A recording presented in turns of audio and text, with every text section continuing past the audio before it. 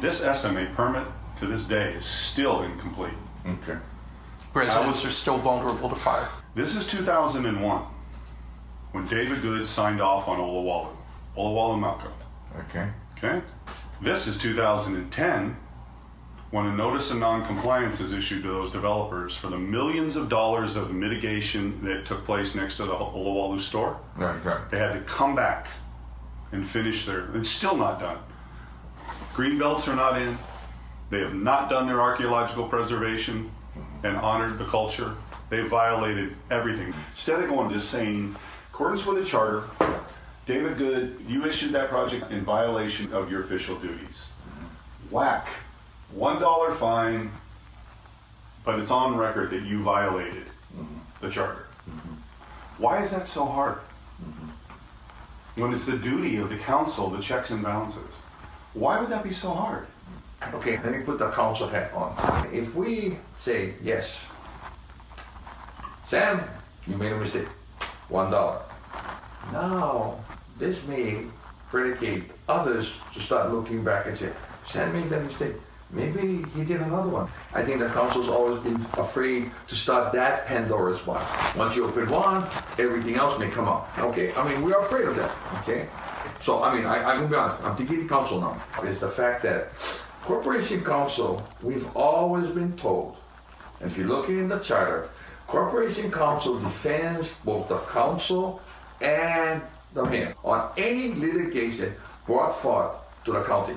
We were always told too that if you go against us, you're on your own. Okay, I mean technically you're on your own. And now that did happen. Remember Joanne Johnson? I know. Yeah. Okay, and that was one, I know that, and there's a couple others that. And not only you're on your own, if what you do costs the county money, you're on the hook for it. You're going to be on the hook. Yeah, I think that, no, and you're laughing, Chris, but I mean, I'm being realistic. We know the intimidation. Yeah, there you go, thank you. And I think that's always been a 800-pound gorilla in the room. Of course. Keeping that, like, okay, Chris, if you decide to go on your own, then you're on your own. We tell you this, and you decide to go that, you're on your own. Until that is thoroughly addressed, it is still that 800-pound gorilla in the room. Absolutely. I don't want to use the word intentional cover. I think it's a fear of cover-up, fear of what could happen if I get this out there. What else would happen to me individually and to the county? How long can the county persist with that poisoned fruit, laying a bedrock of destruction? Because you have people like him. He's not going away. Right. And he's Really? Now that's news to me. yeah, right? That's news to me. Right? So the ongoing cover-up gets deeper and deeper and deeper. It should be a record how many times he's broken the law. What do we do? What do I do?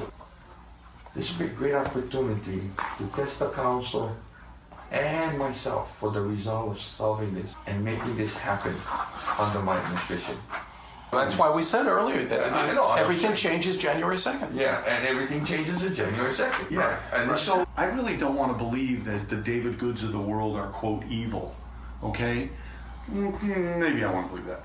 But the point is, I believe that if the system is refined and accountability comes into place that says you can't do these things, you just can't, all of this will operate fine. All the laws in the spirit of the ordinances that the council passes were good laws. They were intended to help people. that's not true. We're manipulating the local. I told Sam this. Reed Ariyoshi came into a deposition, and this speaks volumes. And they asked him, if Mike Victorino is your developer client and he asks you to do something, and maybe it's borderline as far as whether it's according to the ordinances and so on, what do you do? And he says, well, Mike's my client. There's a belief system. It's not just a money. respect level. Yeah, I work for you. Work for me, and I respect what you tell me to do. Now, Even if what you're asking me to do is wrong. Illegal? Yes. Okay, I'm going to say the Oriental culture, the problem comes up, it gets to a point where it gets untenable, and now it becomes a problem.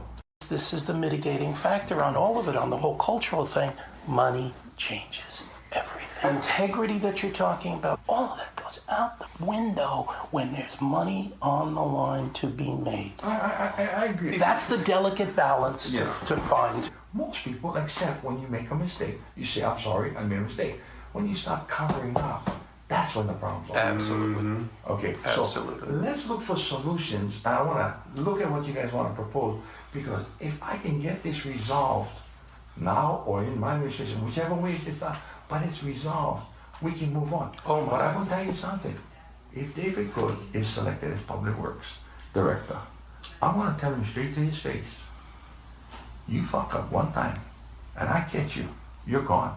I'll fire your ass. I got no problem saying that.